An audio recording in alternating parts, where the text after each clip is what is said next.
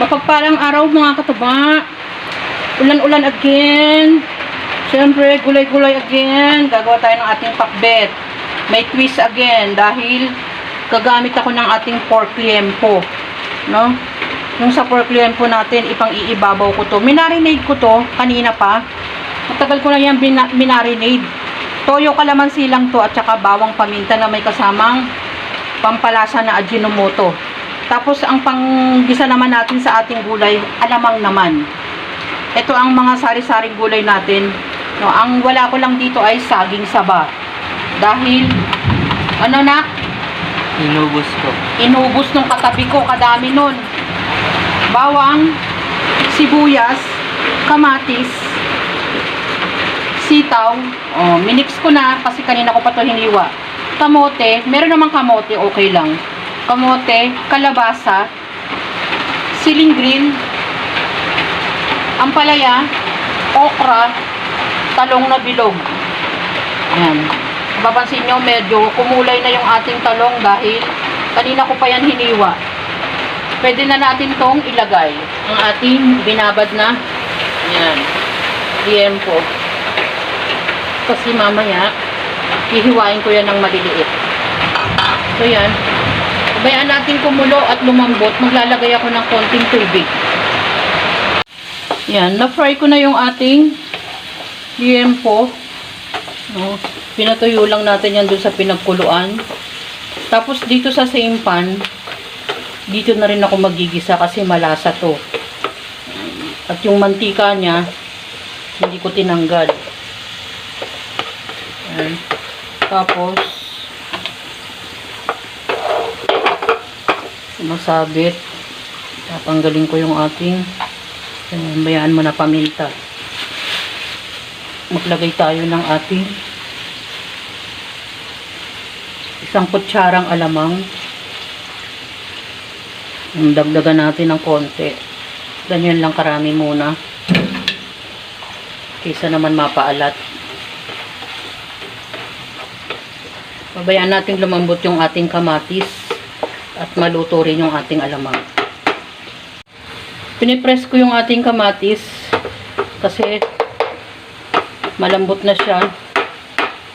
Unahin natin ilagay yung ating kamote. Tanggalin natin. Yung init. Yan. Tanggalin natin. Kamote at kalabasa. Bilog na kalabasa kasi ito eh. Kaya ganyang kanipis. Tapos, saluin natin.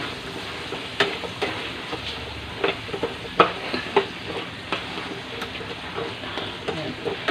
Pabayaan muna natin lumambot ng konti ang kalabasa bago tayo maglagay ng ibang gulay. Pwede na tayo magdagdag ng mga natitira nating gulay. Ampalaya, okra, siling green, talong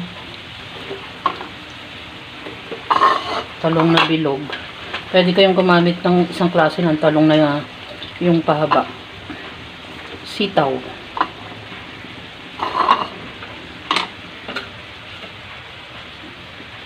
Konting tubig.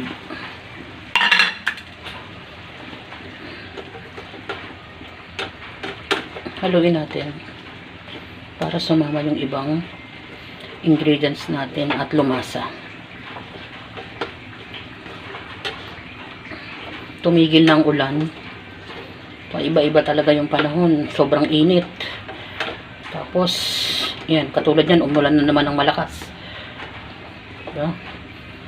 Kaya mag-ingat. Takpan natin. Halos luto na yung ating gulay.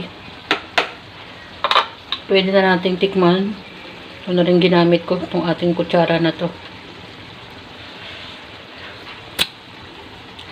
Ay, wow, ang sarap. Yan, pwede na nating patayin. Masarap na luto sa gulay ang pakbet. Alam nyo naman yung mga gulay natin. Sari-saring gulay yan. Maraming klase ng gulay ang inilagay natin dyan. Ang ipinanggisa ko naman ay alamang. Iba't ibang klase ng pakbet. Pwedeng bagoong, Sabi ko naman sa inyo, magkakaiba ng version. Merong kamote na naglalagay, meron namang saging saba. Depende sa atin mga kataba.